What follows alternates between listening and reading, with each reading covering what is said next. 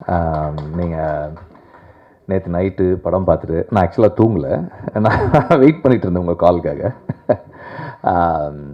So எனக்கு ஒரு நார்மலாக ஒரு படத்தை மிஷ்கின் பார்த்த உடனே அவர் எப்படி ரெஸ்பாண்ட் பண்ணுவாருன்னு எனக்கு தெரியும். இந்த படம் வந்து அவர் எப்போதும் ரெஸ்பாண்ட் பண்ணதுலேருந்து கொஞ்சம் வேறு மாதிரியான ஒரு ரெஸ்பான்ஸ் இருந்தது அவர்கிட்ட. இன்றைக்கி அவர் பேசுனதும் அதனுடைய எக்ஸ்டென்ஷன் ஆகுது. Thank you very much and thank you for trying to understand the maker of the film and the story, everything. Thank you. And நம்மளோட டைரக்டராக இருக்கிறது வந்து ஒரு பெரிய ஃப்ரீடம், ப்ரொடியூசராக இருக்கிறது வந்து பயங்கர ப்ரெஷர். அதுவும் வந்து ரிலீஸ்க்கு 4 நாளைக்கு முன்னாடி ஒரு ப்ரொடியூசரோட ப்ரெஷர். இப்போ கூட அப்துல்லோட தான் பேசிகிட்டு இருந்தேன். இது 4 நாளைக்குள்ளே எங்கெங்கே வரணும், எங்கெங்கே வர வைக்கலாம், எந்த இடத்துல வரணும், எப்படி வரணும், வருமா வராதா, இப்படி எல்லா டிஸ்கஷன்ஸும் போயிட்டே தான் இருக்கும், கான்ஸ்டண்ட்டாக போயிட்டே இருக்கும். அண்ட் இந்த படம் தமிழ்நாடு ரிலீஸ் பண்ணுற ரோமியோ பிக்சர்ஸ் அண்ட் எல்லா கர்நாடகா, கேரளா அண்ட் நார்த் இந்தியாலையும் ஆந்திராலையும் ரிலீஸ் பண்ணுற எல்லா டிஸ்ட்ரிபியூட்டர்ஸ்க்கும் எங்களோட நன்றி. அண்ட் இந்த படத்துக்கு S pictures Mister Seenu fund பண்ணியிருக்காங்க, அவருக்கு நன்றி. அண்ட் அவர் அப்துல் மட்டும் தனியாக கை தட்டுறாரு. அவர் தான் பணத்தை வாங்கி, அவர்கிட்ட பணத்தை வாங்கி இவங்க எல்லாருக்கும் கொடுக்கறது. அதனால் அவருக்கு மட்டும்தான் தெரியும் அது அவர் மிஸ்டர் சீனு எவ்வளோ முக்கியம் இந்த ப்ராஜெக்ட்டுக்குன்றது. அண்ட் எப்போவுமே வந்து ஒரு படம் நடக்கணும் அப்படின்னா it needs a solid, motivated, driven film maker. ஒரு பயங்கர மோட்டிவேஷன் இருக்கிற ஒரு ஃபில்ம் மேக்கர் வேணும். அண்ட் வர்ஷா வந்து எப்படி சொல்கிறது, எல்லோரும் சொன்ன மாதிரி தான் ஒரு ஹைப்பர் மோட்டிவேட்டட். அவங்க நார்மல் மோட்டிவேஷன்லாம் இல்லை, எக்ஸ்ட்ராவாக இருக்கும் மோட்டிவேஷனு. அண்ட் அந்த மோட்டிவேஷனுடைய முதல்ல இது என்னென்னா, சார் நான் வந்து படம் பண்ணால் உங்கள் கம்பெனியில் பண்ணவே மாட்டேன், அதான் ஃபஸ்ட்டு அவங்களது. அதுதான் அங்கே தான் ஸ்டார்ட் ஆச்சு அது. And it's so happened that அவங்க ஒரு ஓடிடி பிளாட்ஃபார்முக்கு, அமேசானுக்கு பண்ணுறதா இருந்து, அதுக்கப்புறமா வந்து அவங்க வந்து ஒரு ப்ரொடக்ஷன் ஹவுஸ் இருந்தால் உங்களுக்கு ப்ரொடக்ஷன் ஹவுஸ் பேக் பண்ணுவாங்களா இந்த ப்ராஜெக்ட் பண்ணுறதுக்குன்னப்போ தான் ஷீ கேம் அண்ட் செட், நீங்கள் வந்து ப்ரொடியூஸ் பண்ண வேண்டாம், இந்த மாதிரி இந்த செட்டப்பில் பண்ணலாமா? இது ஓகே, எஸ் ஃபைன், பண்ணலாம், no problem. I would like, என்ன கதை வச்சுருக்கேன் அப்படின்னு சொல்லி கேட்டேன். அப்போ தான் நான் கேட்டேன். அப்போ நானும் அப்துல்லும் தான் கேட்டோம். ஷீ டோல்டு, அந்த ஃபஸ்ட்டு 40 மினிட்ஸ் ஸ்கூல் சொன்னப்போ எனக்கு என்ன தோணுச்சுன்னா, நம்ம இவ்வளோ காலம் நிறைய படங்கள் வந்து கம்மிங் ஆஃப் ஏஜ் ஃபில்ம்ஸ் பார்த்துருக்கோம். நம்ம அழியாத கோலங்கள்லேருந்து, துள்ளுவது இளமையிலேருந்து, வெவ்வேறு காலகட்டங்களில் வெவ்வேறு சூழல்களில் நம்ம கம்மிங் ஆஃப் ஏஜ் ஃபில்ம்ஸ் பார்த்துருக்கோம். அத்தனையுமே வந்து ஒரு ஒரு ஒரு பையனுடைய கம்மிங் ஆஃப் ஏஜ், ஒரு ஆண் தன்னுடைய 10 பருவங்களில் அவனுக்கு ஏற்படுகின்ற மாற்றங்களை அவன் எப்படி கையாளுறான், அவன் அதை எப்படி எதிர்கொள்கிறான், சமூகத்தோடு தன்னை எப்படி பொருத்தி பார்த்துக்கிறான்றதுல தான் இருந்தது. இது ஃபஸ்ட் டைமாக ஒரு பொண்ணு தன்னுடைய அந்த 10 பருவங்களுக்குள்ளே என்டர் ஆகும்போது அவளுடைய க்யூரியாசிட்டி, அந்த அந்த ஆப்போசிட் செக்ஸை எக்ஸ்ப்ளோர் பண்ணுறதா இருக்கட்டும். அண்ட் அந்த அந்த அந்த 40 மினிட்ஸ் வந்து அதோடு நிற்கல. It was a self critic.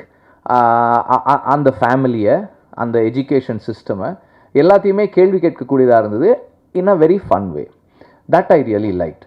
And அந்த அந்த ஹோல் ஸ்கிரிப்டுமே என்னென்னா, அந்தந்த காலகட்டங்களில் ஒரு ஆணுக்கும் பெண்ணுக்கும் என்ன முதிர்ச்சி இருக்குமோ அந்த அளவிலிருந்து, அந்த இடத்துலேருந்து அந்த அந்த சூழலை ஒரு ஒரு ஒரு அணுகுன ஒரு தன்மை இருந்தது இந்த ரைட்டிங்கில். That I really liked. And அதுக்கப்புறம் படம் பண்ணலான்னு ஸ்டார்ட் பண்ணதுக்கப்புறம் இப்போது எனக்கு யாருமே எனக்கு தேங்க் பண்ண வேண்டியதில்லை. ஏன்னா வந்து எந்த க்ரியேட்டிவ் காலுமே நான் எடுக்கலை. அதாவது இந்த காஸ்டிங்லலாம் எதுவுமே இல்லை, எல்லாமே Varsha was deciding, except for 1 or 2 things. 1-2 விஷயங்களை தவிர டெக்னீஷியன்ஸ், ஆர்டிஸ்ட் எல்லாமே ஒர்க் பண்ணாத ஒருத்தர் சிலரை பற்றி வேணால் நான் சொல்லியிருக்கேன். இதில் முன்னாடி ஒர்க் பண்ணுறதா இருந்து அப்புறம் ஒர்க் பண்ணாதவங்களை பற்றி வேணால் சில கமெண்ட்ஸ் நான் வர்ஷாவோட ஷேர் பண்ணியிருக்கேன். அதர்வைஸ் ஒர்க் பண்ண எல்லாருமே வந்து வர்ஷாவோட சாய்ஸ் தான்.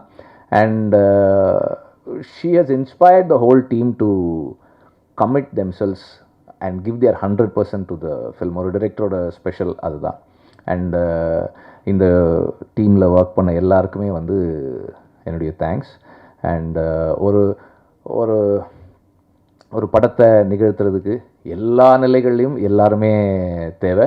அண்ட் இந்த லாஸ்ட் ஃபியூ மந்த்ஸாக வந்து என்னோட my boys have been part of this team also. அவங்களுக்கும் நன்றி, என்னுடைய தேங்க்ஸ். அண்டு ஒரு ஒரு ஒரு படம் நடக்கணும் முடியணும் அப்படின்னா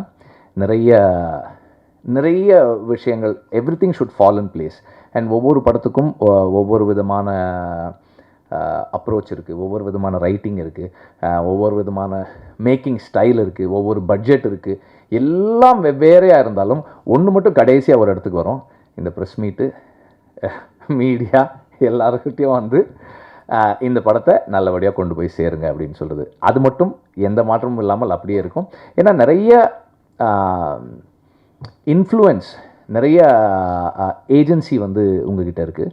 and you can choose. Mysskin சொன்ன மாதிரி நான் வந்து நீங்கள் வந்து எப்படி இந்த படத்தை பார்க்கணுன்னு நான் சொல்ல மாட்டேன். It is your choice. நீங்கள் வந்து உங்களுக்கு இந்த படம் என்னவா இருக்கோ அதுதான் இந்த படம் உங்களுக்கு இருக்க போகுது. அது வந்து மாறப்போகிறது கிடையாது. ஆனால் எனக்கு வந்து நான் இந்த படத்தை பார்க்குறது என்னென்னா, ஒவ்வொரு தலைமுறையும் தனக்கான வாழ்க்கையை, தனக்கான எதிர்காலம் என்னவாக இருக்கணுன்றத அவங்களுடைய முன் தலைமுறைகிட்ட இருந்தும் எந்த சூழல் அவங்க வாழறாங்களோ அதிலிருந்தும் அவங்க கற்றுக்குறாங்க. ஒரு ஒரு ஒரு 50 வருஷத்துக்கு முன்னாடி, ஒரு 60 வருஷத்துக்கு முன்னாடி ஒரு ஃபேமிலியில் வந்து 4 பசங்க 5 பசங்க இருப்பாங்க. That was the most common thing. ஒரு 50 வருஷம் 40 வருஷம் 2 பசங்களாக மாறினாங்க. அதுக்கப்புறம் வந்து ஒருத்தராக மாறினாங்க. அந்த ஃபேமிலின்ற அந்த ஃபேப்ரிக் மாறலை. ஒவ்வொரு காலகட்டத்துக்கு ஏற்ற மாதிரி ஒவ்வொன்றும் மாறுச்சு. அப்புறம் எங்கள் அம்மா காலகட்டங்களில் வேலைக்கு போக ஆரம்பித்தாங்க. வேலைக்கு போனாலும் வீட்டில் வந்து எங்கள் அம்மா தான் சமைக்கணும். எங்கள் அப்பா வந்து எந்த வேலையும் செய்ய மாட்டார், அவர் வேலைக்கு மட்டும் போவார். அம்மா வேலைக்கும் போகணும், வீட்லேயும் பார்த்துக்கணும், அப்படி இருந்தது. ஐ திங்க் எங்கள் ஜென்ரேஷன் வரைக்கும் அப்படி தான் இருக்குதுன்னு நினைக்கிறேன். அது மாறல. பட் இன்றைக்கி இருக்க ஜென்ரேஷன் மாறி இருக்காங்க. 2 பேர் வேலைக்கு போனாங்கன்னா வீட்டில் இருக்கிற வேலையும் 2 பேரும் ஷேர் பண்ணிக்கிறாங்க. அவங்க தலைமுறைக்கு ஏற்ற வாழ்க்கையை அவங்க போன தலைமுறை செஞ்ச தப்புலேருந்தும் அவங்க செஞ்ச கரெக்டில் இருந்தும் அந்த வாழற சூழலிருந்தும் அவங்களாவே அதை அண்டர்ஸ்டாண்ட் பண்ணிக்கிறாங்க. இந்த தலைமுறையுடைய வாழ்க்கையை போன தலைமுறை ஜட்ஜ் பண்ணுறதும், இந்த தலைமுறை போன தலைமுறை வாழ்க்கையை ஜட்ஜ் பண்ணுறதும் சரியில்லைன்னு நான் நினைக்கிறேன். அவங்கவுங்க தலைமுறை வாழ்க்கை அவங்கவுங்களுக்கானது தான். இப்போது இந்த தலைமுறையில் இருக்கிற இளைஞர்கள் ரசிக்கிற இசையை நாம் வெகுவாக ரசிச்சிட முடியாது. நம்ம தலைமுறையில் ரசித்த இசையை இன்றைக்கி இருக்கிற தலைமுறை வெகுவாக ரசிச்சிட முடியாது. ரசிக்கிறவங்க இருக்கலாம், ஆனால் பொதுவாக. அதுபோல் ஒவ்வொரு தலைமுறைக்குமான வாழ்க்கை அந்தந்த தலைமுறையுடையது. அதை மற்றவர்கள் ஜட்ஜ் பண்ணுறது சரியாக இருக்காதுன்னு நான் நினைக்கிறேன். அவங்களுடைய இடத்துலேருந்து என்ன சொல்ல வர்றாங்கன்றதை அண்டர்ஸ்டாண்ட் பண்ணிக்கிறது முக்கியம் நினைக்கிறேன். இப்போ இந்த படத்தில் வந்து அம்மாவும் பொண்ணும் இருக்காங்க. அந்த அம்மாவுக்கும் பொண்ணுக்குமான இடைவெளி, அந்த இடைவெளியை அவங்க 2 பேரும் கடக்க முயற்சி பண்ணுறதும், இடைவெளியை கடந்தாங்களா இல்லையான்றதும் தான்.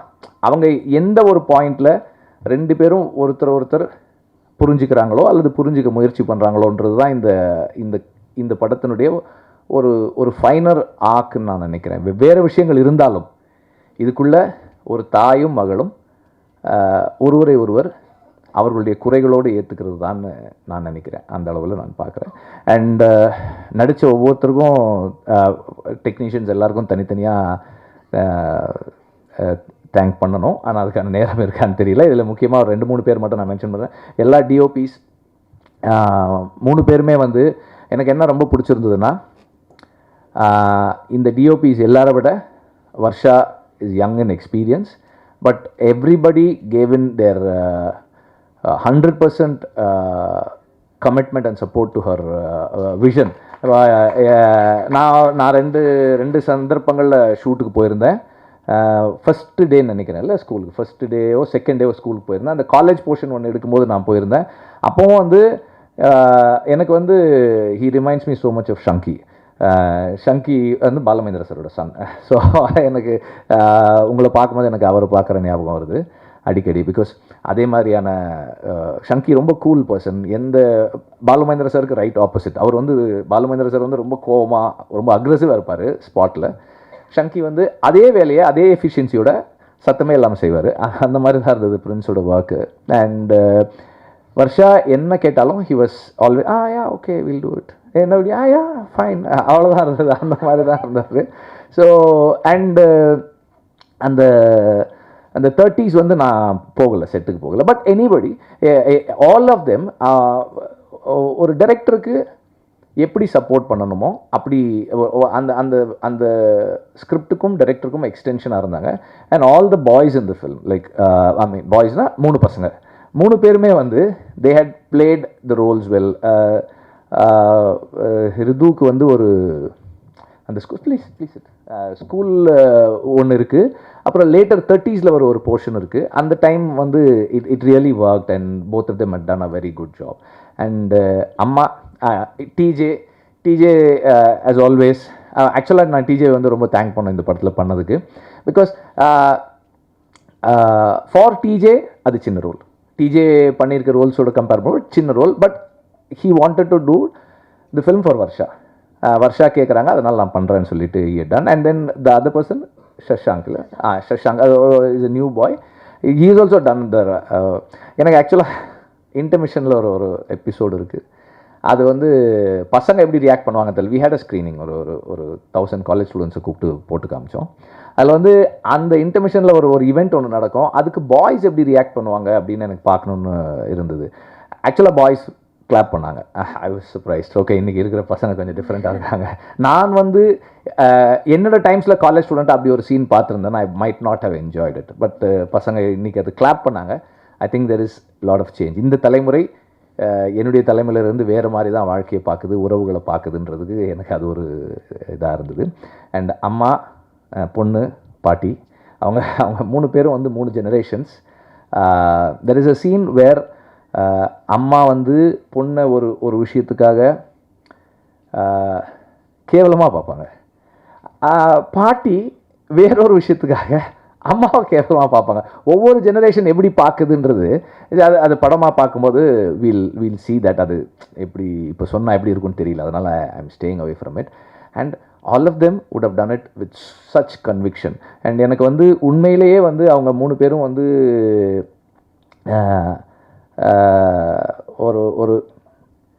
ஒரு அம்மா, பொண்ணு, பாட்டி அப்படி தான் இருந்தது. And especially the mother and daughter thing எங்கள் வீட்லேயும் நடக்கும். அது எங்கள் அம்மாவும் அக்காவும் வந்து சண்டை போட்டுக்குவாங்க.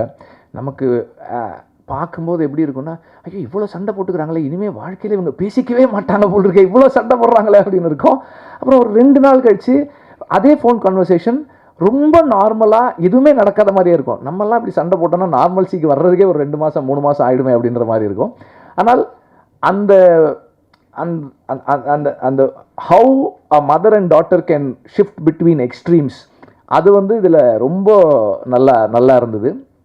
அதாவது not just the writing, the way they had carried themselves. And also அந்த ஒரு சின்ன விசினிட்டிக்குள்ளே ஒரு வீட்டுக்குள்ளே நடக்கிறது வெளியே தெரிஞ்சிடக்கூடாதுன்றதுக்கும், பொண்ணு ஸ்கூலில் ஒன்று பண்ணிட்டா அது வீட்டில் ஹஸ்பண்டுக்கோ இல்லை மாமியாருக்கோ இல்லை மற்ற யாருக்கோ தெரிஞ்சிடக்கூடாதுன்றதுக்காக அந்த அம்மா எவ்வளவு ப்ரொடெக்டிவாக இருக்காங்க.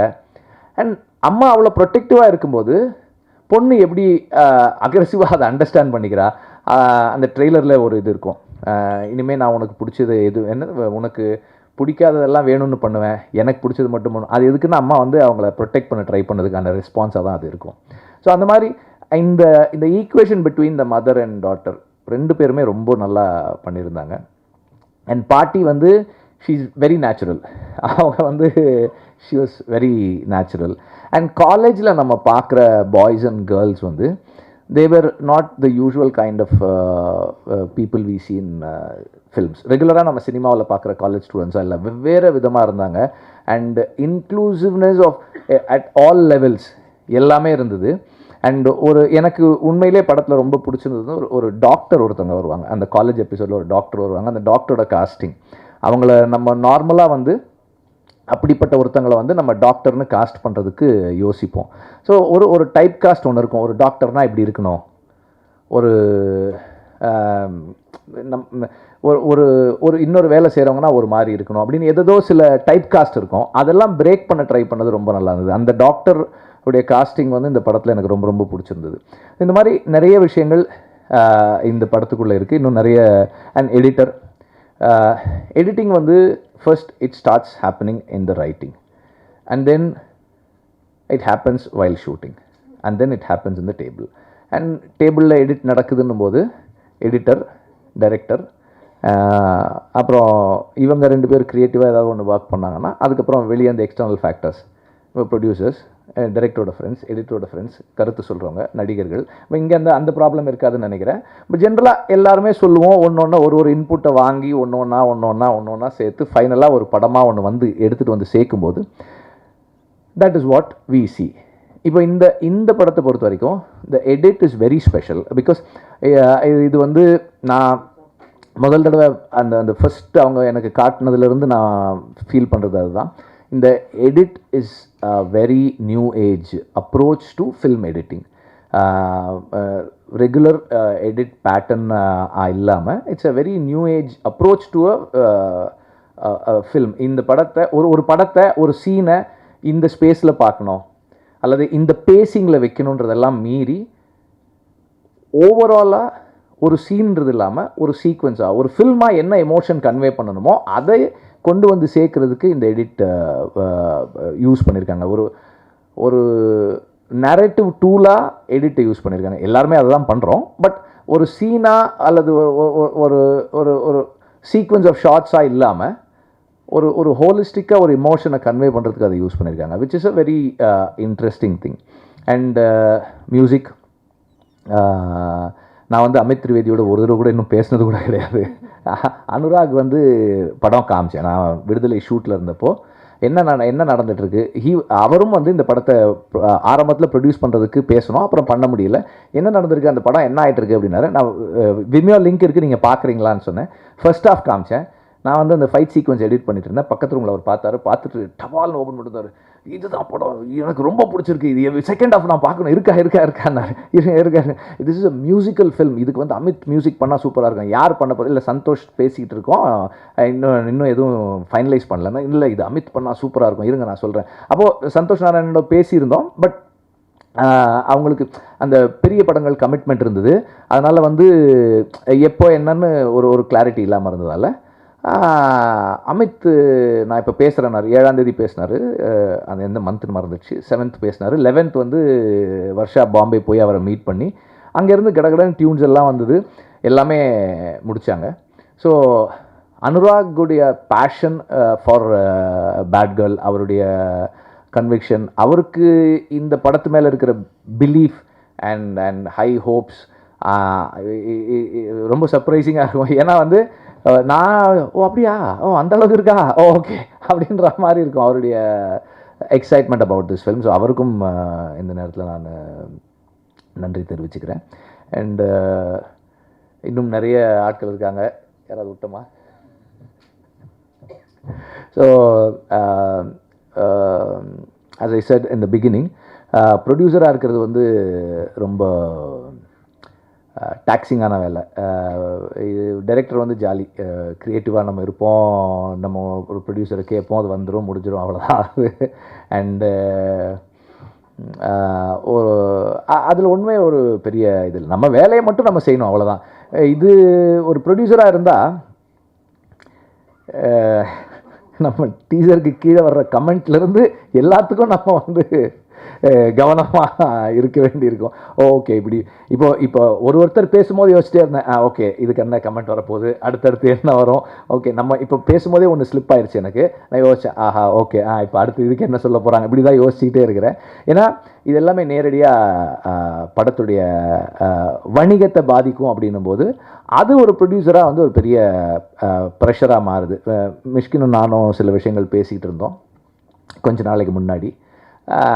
அப்போ அது இதெல்லாம் நிறைய விஷயங்கள் சம்மந்தப்பட்டிருக்கு. அண்டு ஏற்கனவே ஒரு படம் கோர்ட்டில் இருக்குது, வந்துருச்சு, கோர்ட்டில் இருந்து ஆர்டர் கொடுத்துருக்காங்க.